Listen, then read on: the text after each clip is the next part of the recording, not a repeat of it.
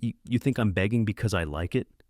Her voice trembled, quiet but sharp enough to slice through the night air. "You think I want to be here?"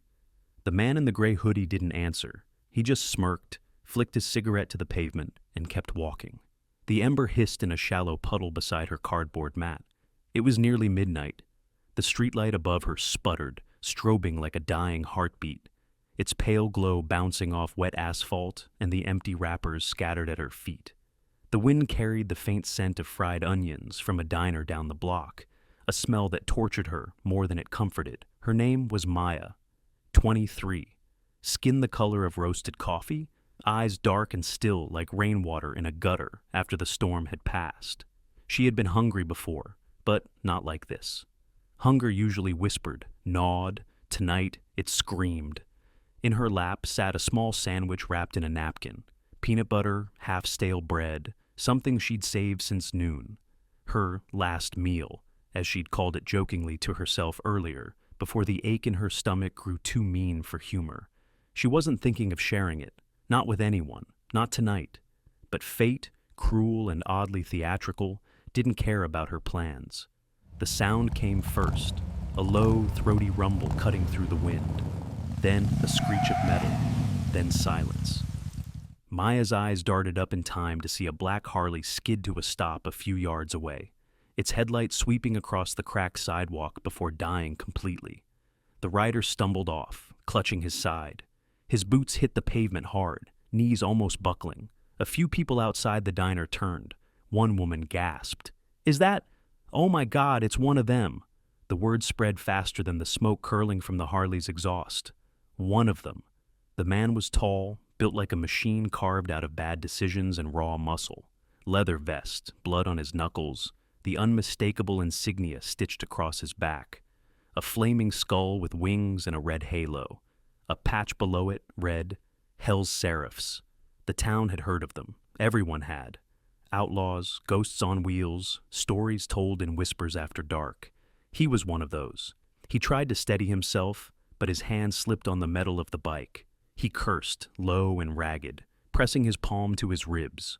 Blood. Not much, but enough to stain. He looked around, not for help, just to make sure no one came too close. No one did. They stepped back. Maya didn't. She watched him, eyes narrowing, not out of fear, but out of something closer to recognition. That quiet, unspoken understanding between two people both trying to survive the night. She saw the shake in his hand, the twitch in his jaw, pain, exhaustion, hunger maybe. And before she even realized what she was doing, she spoke. "You hungry?" The man blinked, confused. He stared at her, at the small figure huddled under a flickering light. As if girl in a torn sweater, holding something in her palm, she unwrapped her sandwich, half gone, half left. She broke the remaining piece in two and held it out to him. "It's all I got," she said softly. "But you can have it." He frowned. "You don't even know me." She shrugged. "You look like you need it more." For a moment, neither moved. The street seemed to hold its breath. A siren wailed somewhere far away, but here, it was just them. A broken man and a forgotten girl. Then he took it. He didn't thank her right away. He just stared at the bread in his hand like it was something foreign, something sacred. Then he ate. Slow, deliberate bites, like each chew was an act of respect. When he finished, he wiped his mouth with the back of his hand and met her eyes. "You're crazy," he muttered. "But, thanks." Maya nodded once. "Don't mention it." He pulled a small chain from around his neck, dog tags, old and dented, and looked at them for a second before tucking them back under his vest. Then, without another word, he climbed onto his bike, kicked the engine alive, and rode off into the night. The roar faded into distance, leaving nothing but the flicker of the streetlight and the echo of what had just happened. Maya exhaled, long and shaky. She hadn't realized she'd been holding her breath. The sandwich was gone, and her stomach turned, but there was something else. A strange, quiet warmth. She'd done something she couldn't afford to do, and yet somehow it felt right. She lay down on the cardboard again, pulling her thin coat tight, the smell of engine oil still hanging in the air. By morning, she'd almost convinced herself it had been a dream, But dawn came with a sound that rattled the sky. Engines, dozens of them, maybe hundreds. Maya jolted upright, heart pounding. The rumble grew louder, closer, until it filled the entire street like thunder rolling on pavement. Birds scattered, windows trembled. She scrambled to her feet, barefoot, disoriented. Then they appeared, a river of chrome and leather, sunlight glinting off helmets and handlebars. A wall of motorcycles stretched down the block, everyone bearing the same red-winged insignia. The Hell's Seraphs had returned. People poured out of shops, gawking, filming on their phones. A few ran inside, locking doors. But the riders didn't cause chaos. They moved with purpose, discipline, a strange, heavy order. Engines idled, helmets came off, and from the front of the line, the same man dismounted, the one she'd fed the night before. Only now he stood straighter, cleaner, bandaged, but his expression was unreadable. He approached her slowly. The crowd parted like the tide around him. When he stopped a few feet from her, he held out a brown paper bag and a folded leather jacket. "You fed a brother when no one else did," he said. His voice carried like a sermon, deep, calm, unshakable. "Now we feed you." Maya just stared. Her lips trembled, eyes wide, trying to make sense of what she was seeing. Behind him, a dozen bikers stepped forward, carrying boxes, food, clothes, bottled water, blankets. Another held up a key on a ring. "We got you a place," the man said. "Nothing fancy, but it's yours. Rent's covered for a year. Fridge is full. You don't owe us a thing."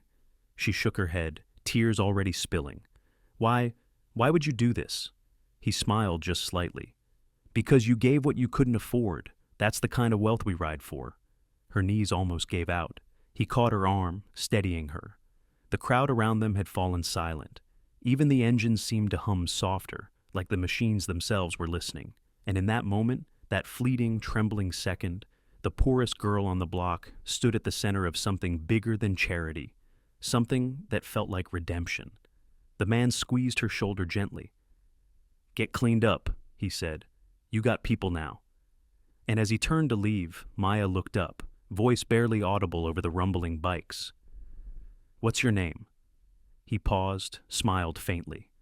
"Ghost." Then he walked away, and the street filled with thunder again. For hours after they left, Maya sat motionless on the curb, the brown paper bag resting in her lap. Inside, it was more food than she'd seen in weeks. A sandwich, an apple, a thermos of coffee still warm, and a folded envelope with her name written in sharp block letters. Maya, no last name, just that. Her fingers trembled as she opened it. Inside were 5 crisp $100 bills and a small note in careful handwriting. "You gave from hunger. We give from honor. G." She read it again and again until the words blurred through her tears. Honor. It was a word she hadn't heard in a long time, not since before her world had fallen apart. The apartment key they had left hung heavy on the string around her neck. She could hardly believe it was real. But later that day, when she walked down to 17th and Willow, she found it. A small building, old but clean, with peeling white paint and the number 302 barely clinging to the door. She unlocked it, half expecting it to be a prank, but inside waited a fully furnished studio. Bed made, fridge stocked, even a note taped to the counter. "Hot water works. Don't worry about the rent. You earned it." That last line broke her. She fell to her knees right there on the linoleum and sobbed until her ribs ached. It had been months, maybe years, since anyone had said she'd earned anything. For a long time, she just sat on the floor, hugging herself, feeling the strange warmth of something she hadn't felt since her mother died. Safety. But safety, she knew, never lasted, not for people like her. That night, when she finally fell asleep, her dreams dragged her backward, to the life she'd tried to bury. She had been 17 when her father's heart stopped mid-shift at the factory. One minute he was lifting crates, the next, he was gone. A man whose lungs had been blackened by years of chemicals and cheap cigarettes. Her mother had worked 2 jobs after that, but grief and exhaustion took her fast. By 19, Maya was alone. No family, no savings, no degree. She'd tried the shelters, the temp agencies, the endless interviews where they smiled politely before turning her away. "We'll call you," they had said, but they never did. So she drifted, couch to couch, then street to street, until one night a man in a uniform had stopped her under the same flickering light she now called home. Officer Lang. Big smile, heavy voice, the kind of confidence that came from knowing the world bent to his badge. He'd offered her help. A place to stay, he said, just for a few nights. It had sounded like mercy then, but it hadn't been. By the time she realized what he wanted in return, it was too late. She'd escaped him after 3 months, bruised, broke, and hollowed out, and she'd never gone to the police again. The badge, the law, the system, they were all the same to her now. Different faces, same cruelty.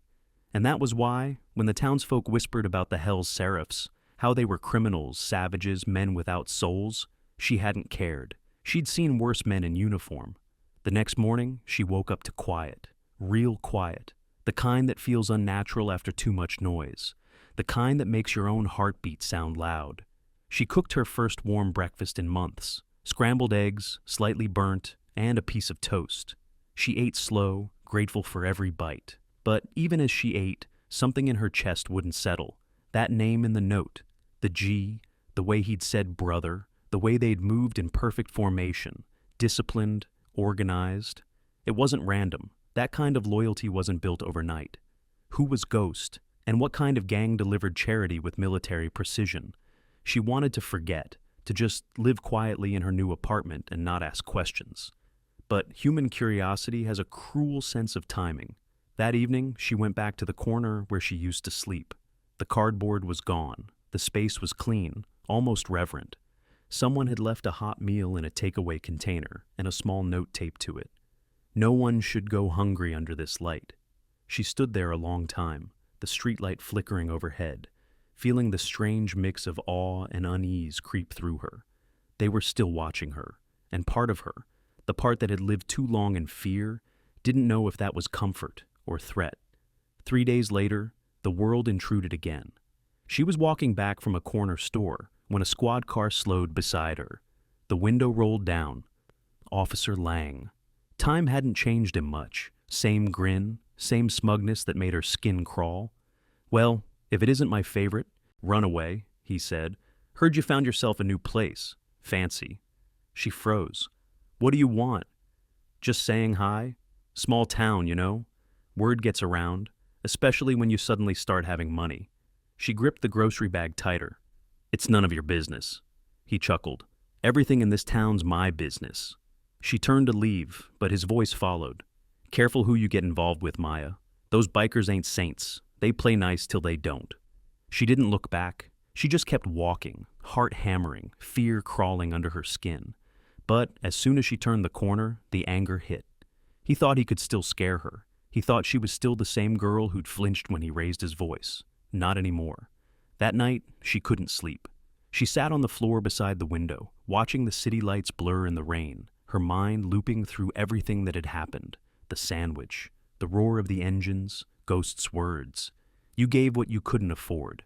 Her hand went instinctively to her necklace, the one thing she'd kept from her mother. A small silver pendant, tarnished from years of wear. Inside it, folded tight, was a photo. Her mother in uniform. Not a police uniform, military. That was the part she never told anyone. Her mother had served, taught her things before she was even old enough to understand what they meant. How to breathe through panic, how to move quietly, how to defend herself if she ever had to, how to disappear. That was Maya's secret. She'd learned how to fight, how to endure, and as much as she wanted to stay invisible, something told her that the world, or fate, or whatever cruel architect had written her life, wasn't done testing her yet. Because the next morning, when she opened her door, there was another note pinned to it. It wasn't from the bikers. The handwriting was rough, unfamiliar. "You don't belong with them. Leave town while you still can." There was no signature, just the faint imprint of boot mud on the bottom corner, the kind cops wore. She folded it slowly, her jaw tight. If Lang thought he could scare her again, he'd miscalculated. By sunset, she was back under the streetlight, waiting, not because she wanted charity, but because she needed answers. She needed to see him. The engines came again, soft at first, then building like a heartbeat across the horizon. And when Ghost stepped off his bike, He didn't look surprised to see her. He just said, "I was wondering when you'd come back." Maya stared at him, unflinching. "I need to talk." He nodded once. "Then talk." But before she could speak, a car pulled up across the street. Police. Lang. Their eyes met across the distance. His hand rested casually on his belt. Ghost saw it too. His expression hardened. And in that charged silence, with the air thick and the streetlight flickering above, the war between Maya's past and her fragile peace began. The two men, Ghost and Officer Lang, didn't speak at first. They just stared, the air between them dense enough to hum. One in black leather, one in blue uniform. Two kinds of power, both dangerous in their own way. Lang broke the silence with a smirk. "Evening. Didn't realize this was biker territory now." Ghost said nothing. He didn't need to.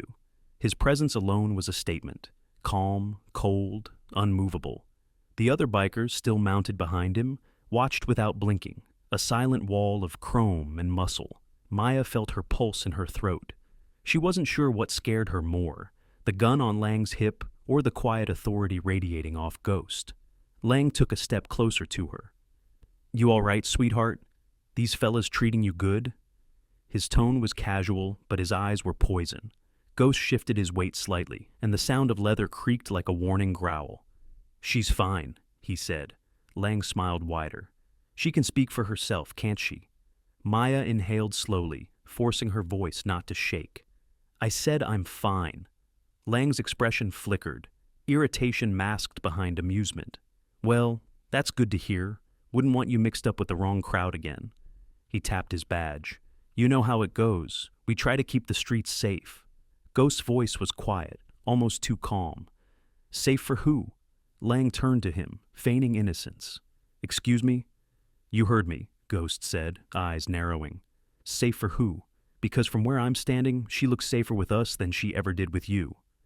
Lang's jaw tightened, but he didn't bite. Not yet. "You know, I could run your plates," he said, nodding at the line of bikes. "See what comes up." Ghost gave a faint, humorless smile. "You could, but you won't." Lang's fingers twitched near his holster. Not enough to draw, just enough to remind everyone that it was there. The move was deliberate. Maya stepped between them. "Stop!" Her voice was sharp, cutting through the tension like a blade. "Both of you!" For a second, they listened, both caught off guard by her tone. Lang adjusted his belt. "You're making a mistake, Maya." Ghost didn't flinch. "The only mistake she made was ever trusting a man like you." Lang's smirk returned. "You don't know her story." "I don't need to," Ghost said. "Her eyes tell enough." Lang leaned close enough that Maya could smell his cologne, the same one from years ago, the scent that used to fill her nightmares. "You think these people care about you, Maya? They'll use you. When they're done, they'll toss you like the rest." Her voice was low, steady. "That's what you did." He froze, and for the first time, the smirk slipped. She stepped back, meeting his stare head on. "You don't scare me anymore." It was a small sentence, but it carried the weight of every night. She'd cried in silence every time she'd swallowed her fear to survive. Lang looked at her for a long, quiet moment, something dark simmering behind his eyes, then turned to Ghost. "Keep your distance," he said. "Or I'll make it official." Ghost tilted his head. "You do what you need to do, officer." Lang got into his car. The engine started, headlights slicing through the dark as he pulled away slow. Too slow, like a man memorizing every face before deciding how to strike back. When he was gone, Maya's legs almost gave out. Ghost caught her by the arm, steady but gentle. "He's not done," she said quietly. Ghost nodded once. "Neither are we." That night, the Seraphs didn't disperse. They stayed close, patrolling the block in slow, rumbling circuits like watchful hounds. Maya watched them from her window, unsure whether to feel protected or exposed. Ghost stood across the street, talking quietly to two of his men. She couldn't hear the words, but she recognized command when she saw it. There was order in the way they moved, hierarchy in every gesture. It wasn't random kindness. This was structure, discipline, strategy. And she couldn't help wondering, who had taught him to lead like that? When the engines finally died down and the street fell quiet again, she made herself a cup of coffee and sat by the window until dawn. Her thoughts were loud, tangled. Every instinct she had screamed to run, not from the bikers, but from the pattern she'd seen before. Whenever she found a little light, something came to snuff it out. She'd lost her parents to exhaustion, her innocence to corruption, her dignity to survival. Now she'd been given a home by men everyone else feared. It was too much grace for one person to trust. The next morning, she went looking for work. Not because she had to, ghost people had made sure she wouldn't go hungry, but because she needed to earn something again. She found a small diner near the bus station, the same one she'd smelled that first night. The manager, an older woman named Ruth, didn't ask many questions. "We pay in cash, shifts start early," she said. "You can handle that?" "I can handle anything," Maya replied. By noon, she was scrubbing tables, washing dishes, serving coffee to strangers who didn't know her story. It felt good, simple, clean, unremarkable, until the cops came in. 2 of them, not Lang but younger ones, fresh uniforms and smirks that didn't yet understand consequence. They ordered coffee, whispered something to Ruth at the counter, then left a flyer behind. When Maya went to clean their table, she saw it. Public notice known, motorcycle gang activity reported in the area. Residents are advised not to interact. Anonymous tips encouraged. At the bottom, a handwritten note in blue pen. "You're smarter than this, Maya. Get out while you can." Her hands shook. The handwriting was Lang's. That night, she found Ghost again under the streetlight. He already knew. "They're watching us," he said. "They've been watching since last week. Cameras, unmarked cars, the works." "Why?" she asked. "Because the badge hates what it can't control." She swallowed hard. "He won't stop." Ghost met her gaze. "Then neither will we." He handed her a folded bandana, red and black, the colors of the Seraphs. "Keep this," he said, "means protection." She took it slowly, feeling the rough fabric against her palm. "I don't want to be a symbol." "Then be a warning." Something in his tone made her shiver, not from fear, but from the weight of conviction. Over the next few days, the harassment escalated. Patrol cars lingered longer outside her building. Strangers in plain clothes watched from corners. Someone broke her mailbox open and left it hanging. And one night, when she came home from work, she found her front door unlocked. Inside, nothing was stolen, but everything had been moved. The drawers left open, the closet door ajar, the window slightly cracked. She sat on the bed, shaking, staring at the open space like it might swallow her whole. Then she noticed it. A small white envelope on the pillow. No name this time. Just 2 words, written in block capitals. "Last warning."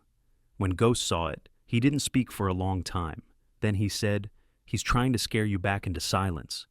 "He might succeed," she whispered. He looked at her then, and something flickered in his eyes. Not pity, but recognition.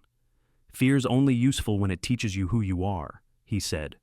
"So ask yourself, who are you now?" She didn't answer. Not yet.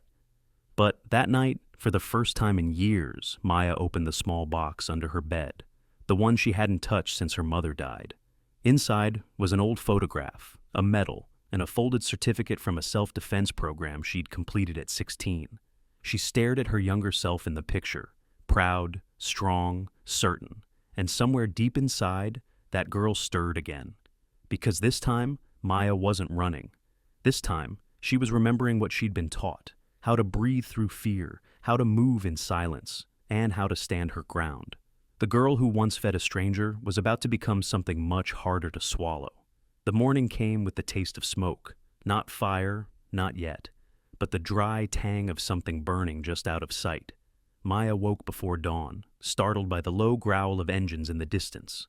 For a second, she thought it was the Seraphs doing their rounds again. Then came the sirens. Blue and red lights washed across the street outside her window. She crept to the curtain, peeking through. Police. 3 cruisers, 2 unmarked sedans.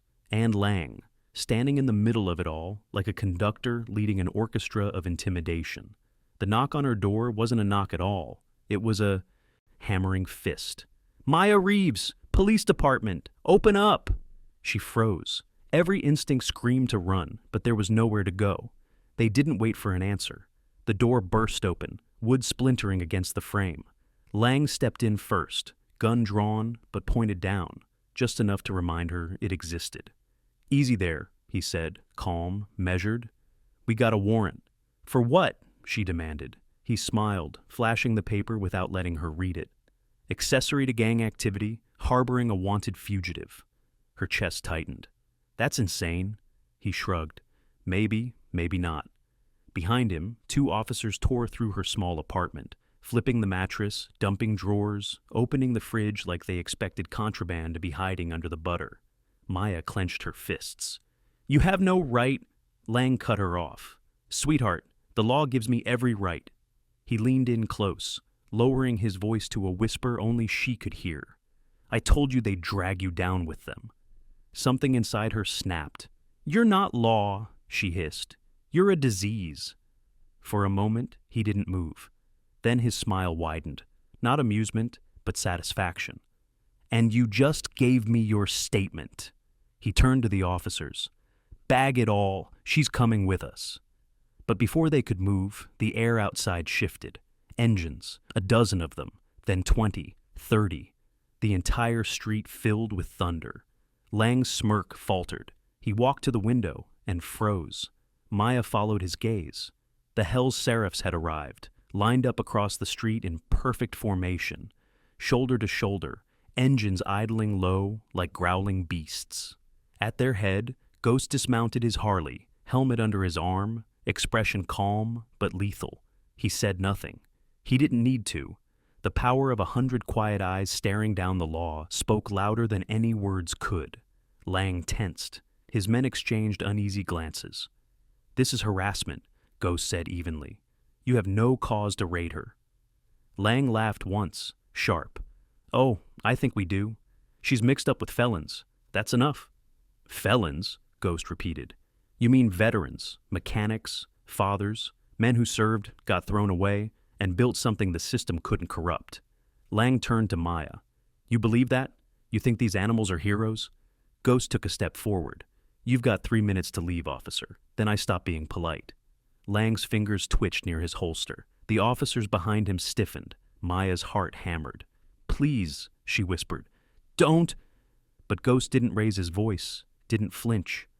You want a war? Start it here. But understand, when you do, you'll have to explain why there are cameras rolling. Lang turned sharply, and sure enough, from across the street, bystanders had gathered. Phones lifted, recording every second. His jaw flexed. You're making a mistake. Ghost smiled faintly. Maybe, but it's mine to make. Lang hesitated, then gave a curt nod. We'll be seeing you. The officers backed out, leaving her apartment a wreck. When they were gone, Maya collapsed against the wall, breath shaking. Ghost was there in 2 strides, steadying her by the shoulders. They won't stop, she whispered. I know, he said. That's why we won't either. Later that day, they brought her to the Seraph's compound, a warehouse on the edge of town, fenced and fortified, its walls humming with quiet machinery.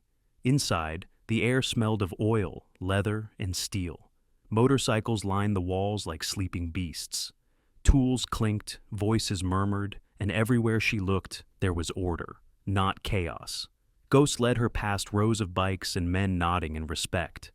You run this like a base, she said softly. He smiled. Old habits die hard. That was when she noticed the wall, a massive mural painted in black and red. A winged skull surrounded by names. Dozens of them.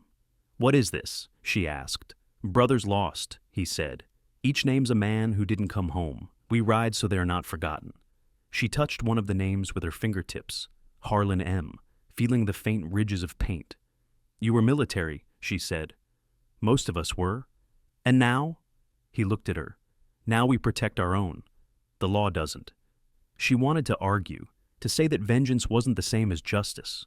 But then she remembered Lang's smirk, the raids, the warnings, and she couldn't find the words. That night, after the engines went quiet, she sat by a small fire outside the compound. Ghost joined her, silent at first. He handed her a cup of coffee, strong and bitter. You ever wonder, he said, why people like him can sleep at night? Maya stared into the flames. Because people like me let them. He nodded slowly. Then maybe it's time you stopped letting them. She glanced up. What are you saying? I'm saying you've got more fight in you than you realize. You fed a stranger because your soul refused to die. That's not weakness, that's fire. For a long time, she didn't speak. The fire crackled between them, orange light painting his face in harsh relief, the scar down his jaw, the tired eyes of a man who'd seen too much. Then she asked quietly, "What happened to you, Ghost?" He looked away. "Same thing that happened to you. The system ate me alive. I just made sure it choked." The following week blurred into long days and longer nights. Maya began helping around the compound, cooking, cleaning, stitching torn patches. It gave her something to do, a way to earn her place. But beneath the surface, tension simmered. Patrols saw more unmarked cars. Members whispered about someone leaking their locations. And one night, Ghost returned from a ride looking grim. "They planted something," he said, holding up a small black device. "Tracker, under one of the bikes." "Police?" she asked. He nodded. "They're trying to build a case." "What kind of case?" "The kind that justifies kicking in our doors again, next time with bigger guns." By morning, it was official. The local news carried the story. Outlaw gang under investigation. Sources report ongoing criminal activity connected to Hell's Seraphs, suspected of smuggling and intimidation. Police vow to restore order. Maya watched from the diner as the anchor spoke. The customers whispered, glancing at her. She realized then her name wasn't in the story, but her face might as well have been. When she got back to the compound, Ghost was waiting. "They're building their narrative," he said, "and once they've written it, the truth won't matter." Maya's voice was quiet. "Then we changed the story." He smiled, but it wasn't joy. It was respect. "You sound like a seraph already." That night, the gang gathered for the first time since the raid. Dozens of men circled the fire pit, their vests catching the glow. Ghost stood in the center, hands clasped behind his back. "They're coming for us," he said. "Not because we broke the law, but because we broke their control. They don't fear our crimes. They fear our freedom." A murmur of agreement rippled through the crowd. He turned to Maya. "Tell them what you told me." She swallowed hard. "They think we're monsters, but the real monsters wear clean uniforms and smile for cameras. If they want to take everything from us, let's show them what kind of people they're trying to erase." The crowd erupted, not in chaos, but in conviction. And as the firelight danced across their faces, Maya realized something. She wasn't standing among criminals. She was standing among survivors. Outside the compound, hidden in the shadows of a parked cruiser, Lang watched through binoculars. When he lowered them, his partner asked, "You sure about this? Looks like a community to me." Lang's lips curled. "A community? No. This is a cult built on pity." He crushed his cigarette beneath his boot. "And I'm going to burn it out of existence." The raid began before dawn. No sirens, no warnings, just the low rumble of diesel engines and the synchronized clatter of boots on wet pavement. Maya woke to the sound of the door splintering, the room filled with flashlights, shouted commands, and the metallic taste of panic. She barely had time to stand before a hand slammed her against the wall. "Police! Don't move!" Her wrists were cuffed before her brain caught up. Somewhere behind her, a voice barked orders, clipped, authoritative, rehearsed. "Clear that corner, check under the bed, bag everything that looks suspicious." By the time the chaos settled, she was sitting on the floor, hands bound, staring at a sea of overturned furniture and torn clothes. The lead officer stepped forward. It wasn't Lang, not yet. It was someone younger, wearing a smirk that reminded her of him. "You've been keeping interesting company," he said, tossing a sealed bag of cash onto the table. "That yours?" Maya blinked. "That's not—" "Save it," he said, cutting her off. "You can explain it downtown." When they dragged her outside, the street was swarming with police vehicles. Flashing lights reflected off puddles like molten glass. Neighbors stood in their windows, filming. Maya saw Ghost across the street, his face half hidden beneath his helmet, arms folded. 2 officers held him back, though he didn't resist. His jaw clenched, but his eyes never left her. She tried to speak, but the noise swallowed her words. Then, through the chaos, she heard the unmistakable voice of Officer Lang. "Let her go," he said. The younger cop looked confused. "Sir, I said, let her go." Lang stepped into the light. Clean uniform pressed, eyes gleaming with something that wasn't kindness. He crouched beside her, close enough that only she could hear. "You didn't think it would be that easy, did you?" he whispered. "You humiliate me in front of my men, feed a known criminal, and think the world's just going to reward you?" Her breathing quickened. "You planted that money." He smiled faintly. "I don't need to. All it takes is the rumor. Perception's the real weapon." He stood up, voice suddenly loud and righteous. "This woman has connections to an outlaw organization under federal watch, but we're feeling generous today. Let's call it a warning." The officers hesitated, unsure whether to release her or not. Lang's tone sharpened. "You heard me. Cuffs off. She's free to go." They obeyed. As soon as her hands were free, she staggered forward, numb. Ghost started toward her, but Lang blocked his path. "Touch her," Lang said quietly, "and I'll make sure the next raid comes with body bags." Ghost stared back, unflinching. "You already made that promise." Lang leaned closer, voice like a blade. "You think your charity makes you clean? I know who you really are, Sergeant." The title froze Ghost where he stood. Lang grinned. "Oh, you didn't think I'd dig up your file? Afghanistan, Fallujah, discharge classified. You don't get to lecture me on justice, soldier." Ghost said nothing. The silence between them was more dangerous than any threat. Lang turned to leave, but not before muttering, "Watch her burn." Later that day, the local news ran a segment. Police raid alleged gang safe house. Local woman questioned. The camera panned over Maya's building, lingering just long enough on her door. The anchor's voice was smooth, indifferent. Authorities suspect the notorious Seraph Riders, a splinter group of the Hells Angels, may be operating within the city. Sources claim the group is tied to a series of vigilante incidents. They didn't name her, but the implication was enough. By evening, her phone buzzed with missed calls, messages, and one from her employer. "Don't come in tomorrow. It's too much attention." Maya sat on the edge of her bed, the same bed that had been torn apart that morning, staring at the walls like they might close in. She wanted to scream, to throw something, to break something, but instead she sat still, the fury turning cold and sharp inside her. That night, Ghost found her sitting outside the diner, staring at the closed sign. "They're trying to make me disappear," she said quietly. Ghost nodded. "That's what fear does. Makes people erase you before the system has to." "What are you gonna do?" He looked up, scanning the rooftops like he could see beyond them. "You'll see soon. Tell me, you ever heard of Project Sable?" She shook her head. He exhaled. "It was a covert rescue program, unofficial. We were trained to extract civilians from war zones when no one else would go. Operated under the radar. No insignias, no country. Just a creed." "What creed?" "Protect those who can't protect themselves, even if it means becoming what the world fears." He paused. "When the government shut us down, most of us vanished. A few of us didn't. You became the Seraphs." He nodded once. "Hell's Angels gave us shelter. The name, the patch, it kept predators guessing. But we're not outlaws, Maya. We're ghosts doing the job no one else will." Maya stared at him, torn between disbelief and awe. "So why me?" He turned to her, eyes steady. "Because you did the one thing no training can teach, compassion without calculation. You gave your last meal to a stranger when the world had taken everything from you. That's rarer than loyalty."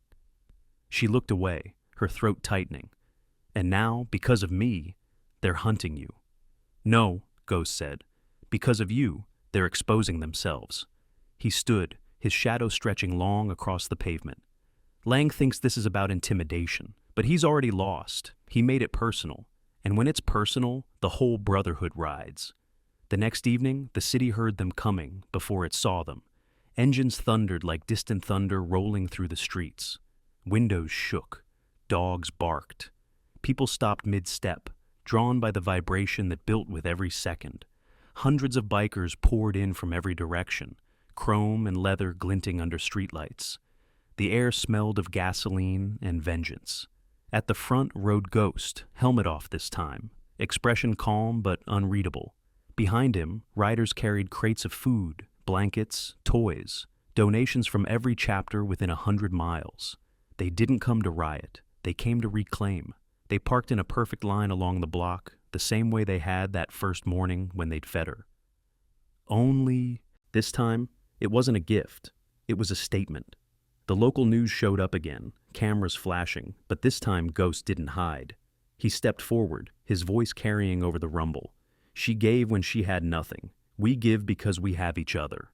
You call us criminals. But ask yourselves, who's feeding the hungry tonight? Who's watching the streets where your police don't go? The crowd that had gathered fell silent. Then, from somewhere near the front, a single clap. Then another. Then a wave. Lang watched from a distance, teeth grinding as the cameras turned away from him and toward the bikers. That night, the city didn't sleep. The roar of engines became the heartbeat of something new. A quiet rebellion not of weapons, but of witness. Maya stood among them, bandana tied around her wrist, no longer invisible. Lang had power. Ghost had purpose. But now, Maya had both. And that made her untouchable. Still, she knew this was only the beginning. The system doesn't surrender, it retaliates. And somewhere, in the silence after the engines faded, Lang was already drafting his next move. Because men like him never stop until they're forced to. The ambush came 3 nights later. Maya had started noticing patterns. The same unmarked sedan parked across from her building. The same man pretending to fix a streetlight at 2 a.m. The city wasn't just watching anymore, it was listening. She'd stopped answering calls. Even Ghost's number went unanswered after midnight. Not because she didn't trust him, but because she knew the line wasn't safe. Still, part of her wanted to believe it would blow over, that Lang's obsession would cool with time. But men like Lang didn't cool. They boiled. It was raining when it happened, the kind of rain that makes the air taste like metal. Maya was walking home from the diner, hood pulled low, steps quick against the puddles. The streets were almost empty. Almost. The sound came first, the whine of tires on wet asphalt, too fast, too controlled. Then headlights flared in her periphery. A van, black, unmarked, sliding to a stop inches from her. The doors burst open. She barely had time to think before 2 men in dark jackets grabbed her, one pinning her arms, the other covering her mouth. Panic hit like electricity. Her body moved before her brain did. She twisted her shoulders sharply, just like the instructor had taught her years ago. Pivot off the center line, drop your weight, break the hold. The first man stumbled back, swearing. The second lunged, but she kicked out, catching him in the knee. Pain shot through her foot, but he went down. She ran. Behind her, boots splashed in pursuit. A voice shouted, "Don't let her!" A horn cut through the rain. Deep, guttural, familiar. Then came the roar. Engines. Dozens of them. Out of the darkness, a swarm of bikes appeared, tires slicing through puddles, headlights flaring like 100 eyes. The Seraphs. The men chasing her froze. Ghost's bike screeched to a halt in front of her. He dismounted in one motion, grabbed her arm, and pulled her behind him. "You hurt?" She shook her head, breath ragged. "They tried to take me." "I know," he said grimly. "We intercepted their radio. They were going to stage a drug recovery, plant something, make it look clean." Her stomach dropped. Lang, Ghost confirmed. He turned to his men. "Formation Delta, non-lethal engagement, cameras on." It wasn't just a rescue, it was a counter-op. The bikers surrounded the van. The men inside tried to retreat, but the Seraphs boxed them in tight, engines revving in sync. One of them stepped forward, camera raised. "You're live," he said. "So, think before you reach for that gun." The men hesitated. They weren't used to being on camera when the power wasn't theirs. Ghost approached the van door, rain running down his face. "Step out," he said. "Hands where I can see them." No response. He grabbed the handle and yanked it open. Inside, military-grade restraints, empty duffel bags, and a small metal case stamped with the city seal. Evidence planting kit. He turned it toward the nearest biker with the camera. "Get this on tape." The man filming zoomed in on the logo. The moment would later flood social media under the caption, "They were going to frame her. They got caught instead." Ghost didn't wait for backup. He tossed the case into a puddle and crushed it under his boot. "Take their plates, take their faces, then let them crawl home," he said. "We don't bury rats. We expose them." The Seraphs backed away as the van sputtered to life. It drove off slow, humiliated, every second captured by cell phones from nearby windows. But the real danger came the next day. Lang wasn't on the street anymore. He was on television, standing at a podium, the city seal behind him, a line of officers flanking his sides like marble statues. "These so-called vigilantes have escalated into domestic threats," he said. "They are armed, organized, and hostile toward law enforcement. We will not be intimidated by propaganda or misinformation." He didn't name Ghost. He didn't need to. The subtext was clear. This is war. And Maya watched it all from the diner, her hands shaking around a cup of coffee she couldn't drink. The waitress whispered, "Isn't that your friend they're talking about?" Maya didn't answer. That night she met Ghost in the warehouse where the Serifs stored their bikes, a cathedral of engines and silence. Lang's speech played on a muted TV in the corner. "He's rewriting the story," Maya said. Ghost nodded. "That's what power does. It doesn't need to win. It just needs to define what winning means." "Then we take the story back," she said. He looked at her. "How?" She reached into her bag and pulled out a small flash drive. "From the van," she said. One of them dropped it. Ghost raised an eyebrow. "You kept this?" She nodded. "Didn't even realize until I got home. Figured it was just a spare battery, but I checked. There's footage on it, of Lang planting evidence, signing off on false reports." For the first time, Ghost's composure cracked, just a flicker of surprise that melted into admiration. "You did good," he said softly. Maya looked down. "I didn't do it for revenge." "Then why?" "So no one else gets erased like I did." Ghost exhaled. "That's the difference between us," he said. "You still believe the system can change. I just believe it can bleed." They stayed up all night uploading, encrypting, sharing. The footage hit the net before sunrise, split across platforms, mirrored through burner accounts. It wasn't polished, but it was real. Lang planting drugs, manipulating reports, laughing with his team about cleaning up messes. By morning, the city was on fire. Not literal flames, but outrage. Protests erupted downtown, hashtags trended, news anchors scrambled to pivot. Lang's office denied everything, calling it deepfake propaganda. But the evidence was too detailed, too specific. Ghost and the Serifs stayed hidden, watching the fallout. Maya, though, refused to disappear again. She went back to the same corner where it had all started, under that flickering streetlight, where she'd once sat alone with a sandwich and a dream she didn't believe in. Reporters found her there, cameras flashing, mics thrust forward.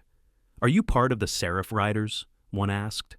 She paused, then said, "I'm part of something bigger." "What's that?" "Human decency." The word spread faster than the video itself. Lang saw it all from his office. The broadcast, the protests, the city turning against him. He slammed a fist against the desk hard enough to rattle the glass. She had taken his weapon, fear, and turned it into her voice. But he wasn't done. Because a man cornered doesn't retreat. He bites.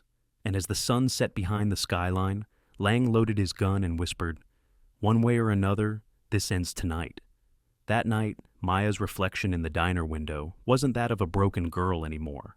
It was the calm before a reckoning. And somewhere, beyond the hum of distant engines, justice began to rumble again. It started with the sound, not the usual chaos of traffic, not the dull hum of the city, but the gathering growl of engines. A low thunder rolling in waves, growing closer. People on the block paused, confused, glancing down the street. Lang was already outside the diner, his jaw tight, his badge gleaming in the weak sunlight.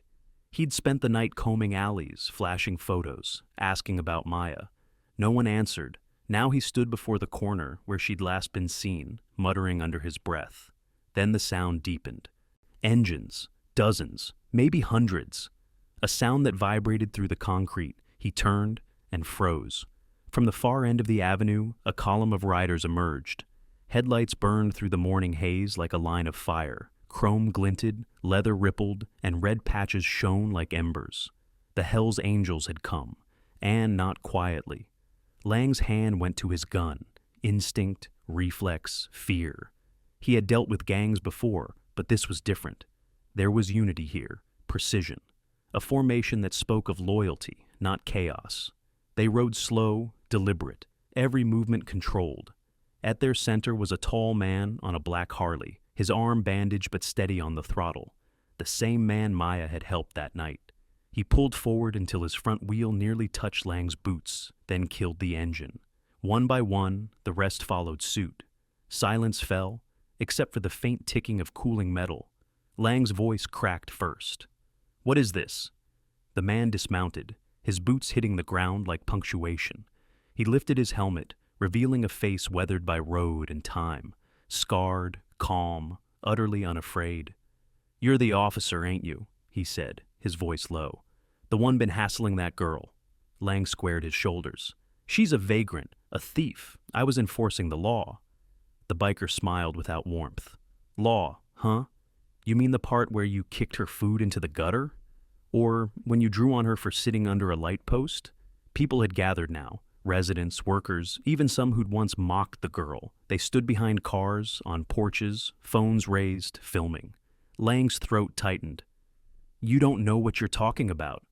But the biker didn't argue. He reached into his jacket, slowly, and pulled out something small, a half-eaten sandwich wrapped in clear plastic. The crowd murmured. Lang blinked, confused. "She gave me this," the biker said softly. "Bleeding, hungry, shaking, and she still split her last meal with me. Didn't ask who I was, didn't care what I looked like. Just said, 'Eat.' That's the kind of woman you called trash." Lang took a step back. The eyes on him multiplied, accusing, unblinking. "You think wearing that badge makes you better than her?" the biker continued. "I wore one too once, Marine Recon. Some of these men were soldiers, some did time. But all of us, everyone, knows a warrior's heart when we see one." The biker turned and gestured to his brothers. They began unloading things, crates, boxes, a folded jacket. One of them placed a small duffel at the edge of the sidewalk, where Maya used to sit. Lang's voice rose. "You can't do this. You can't block the street, you—" The biker cut him off, stepping close enough that Lang could see the veins pulsing in his neck. "You had your power last night. You used it to crush someone who couldn't fight back. But power flips fast in this world. You ever think what happens when the people you despise decide they've had enough?" Lang's hand hovered near his holster. "Go ahead," the biker whispered. "Draw. Let the cameras see. Show the world what kind of man hides behind a badge." Lang froze. The cameras were on him. Dozens of phones recording, every second immortalized. His pulse thundered. His authority suddenly felt like a costume, paper-thin, fragile. Behind the biker, a woman stepped forward, slim, wrapped in a borrowed denim jacket, her eyes steady. Maya, alive. Lang's stomach dropped. She looked different, cleaner, calmer. The bruises gone, the fear burned out of her gaze. "Officer Lang," she said quietly, "you took everything I had left, but you didn't take my dignity. You couldn't." Her voice carried, not loud, but resonant. It spread through the crowd like wind through dry grass. "You called me a stray," she continued. "Said I didn't belong on your streets, but you were wrong. These streets are mine too. I bled on them, slept on them, fed the hungry on them." Lang opened his mouth, but no words came. The biker turned to her. "You sure you want to do this?" She nodded. "I don't need revenge, just truth." He stepped aside. Maya walked up to Lang, until they stood inches apart. He smelled the faint scent of oil and dust on her jacket. "You don't scare me anymore," she said. "And you never will again." Lang's jaw twitched. "You think this changes anything? You're still nothing." The biker's voice thundered behind him. "You just made yourself nothing." Lang spun, but the crowd had already shifted. The phones kept recording. Someone shouted, "She helped one of yours, man!" Another, "That's the girl from the video." The story was spreading like wildfire, from whispers to posts to streams. Lang's name, his face, his words. He took one step back, then another. The line of bikers closed in. Engines roared to life again, forming a wall of sound, and in that noise, his power vanished. Maya stood still, eyes shining, not with tears, but with clarity. The storm had passed. The biker looked at her and said, "You gave what you couldn't afford. We ride for that." He turned to Lang. "And you took what you didn't need. You'll answer for that." Lang's hand trembled. He wanted to shout, to command, to arrest someone, anyone, but no one was listening. Authority had shifted. The engines rose to a unified growl, a chorus of rebellion and redemption. Lang backed away as the roar swallowed his voice. The people parted, not for him, but for Maya. She walked through the crowd, past him, never looking back. The biker followed. The line of riders formed around her like a moving fortress. And as they rolled away, the sound shook the block, not as a threat, but as a vow. The city would remember this day. The corner that had once been hers was now sanctified by thunder, and Lang, stripped of power, of pride, of purpose, stood alone, watching his authority crumble beneath the weight of a single act of kindness. By nightfall, the videos had already gone viral. A trembling clip shot from a cracked Android phone showed the officer's hand hovering near his gun, his badge catching the light, the woman standing before him, calm, unflinching. The caption read, "She gave a biker her last meal. This is how the angels repaid her." Millions watched, some wept, others argued, but no one could deny what they saw, a uniform that had turned against compassion, and a girl who'd faced it without flinching. Lang's face was everywhere by dawn. Every channel, every post, every headline. Officer under investigation after viral confrontation. The department issued a statement, the usual rehearsed line about reviewing the footage and maintaining community trust. But the damage was done. The mask had slipped. He sat in his apartment that morning, the blinds drawn, his phone buzzing nonstop. His superior had called once, then texted, "Turn in your badge, effective immediately." He didn't. He just stared at the badge on his table, that little brass circle that had once made him untouchable. It looked smaller now, lighter, almost pathetic. He thought of her, that girl, the one he'd mocked, shoved, humiliated. He'd told himself she was just another case file, another problem to clear off the streets. But now she was a symbol, a face people whispered about like a saint of the forgotten. Lang's reflection stared back from the black TV screen, red-eyed, hollow. He reached for the remote, turned it on, and flinched. A reporter's voice filled the room. In a remarkable act of kindness, a homeless woman named Maya Thompson offered her last meal to an injured motorcyclist who turned out to be a member of the Hells Angels. The following morning, hundreds of bikers gathered in her honor, confronting Officer David Lang, who had previously been accused of harassment. His name echoed like a sentence. The camera cut to footage of Maya, not in rags now, but in clean jeans and a sweater, standing beside a van loaded with supplies. Behind her, the bikers handed out boxes of food to the homeless. She smiled faintly, almost shyly, as microphones crowded her. "I don't want fame," she said. "I just want people to stop treating kindness like weakness." Lang muted the TV, his chest tightening. That line, "Stop treating kindness like weakness," cut deeper than any headline. He'd built his life on control, on authority. But that night on the street, a hungry girl had shown more power than he ever had. He picked up his badge, stared at it one last time, and dropped it into the trash. Outside, the city pulsed with new energy. Bikers patrolled the rougher neighborhoods, not as enforcers, but as guardians. They delivered food, fixed bikes for kids, helped veterans, sleeping rough. News crews called it the Angel Effect. It spread beyond the city.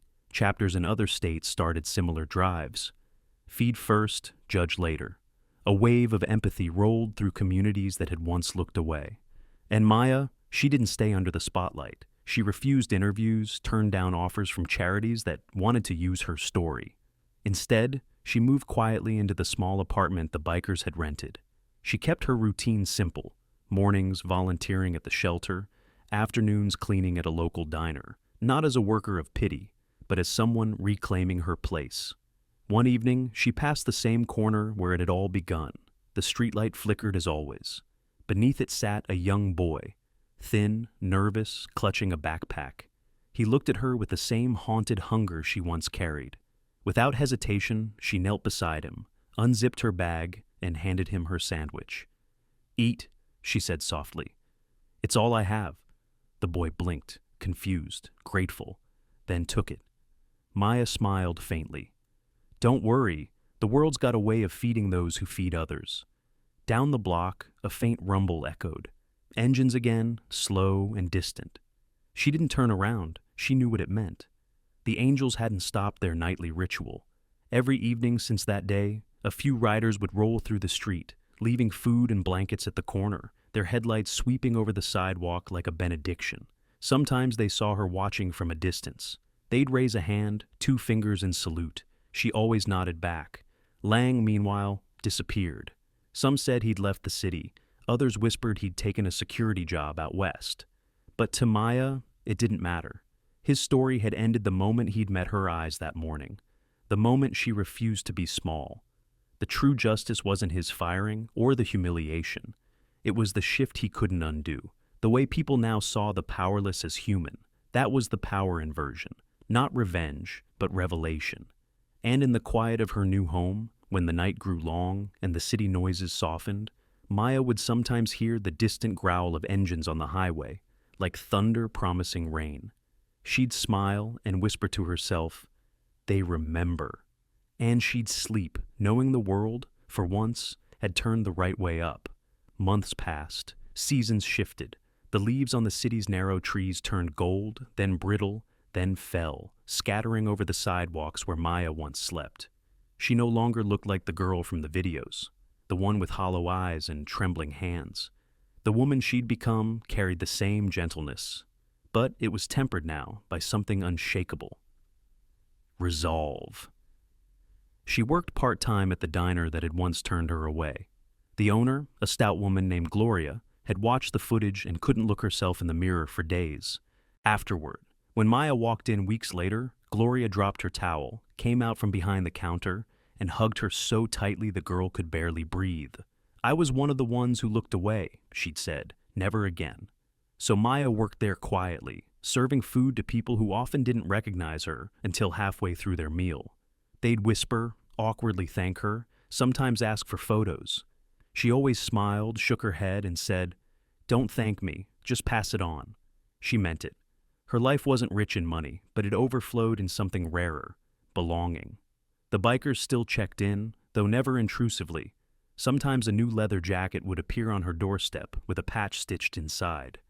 Brotherhood isn't blood. One afternoon, she got a letter in the mail, unmarked, folded twice.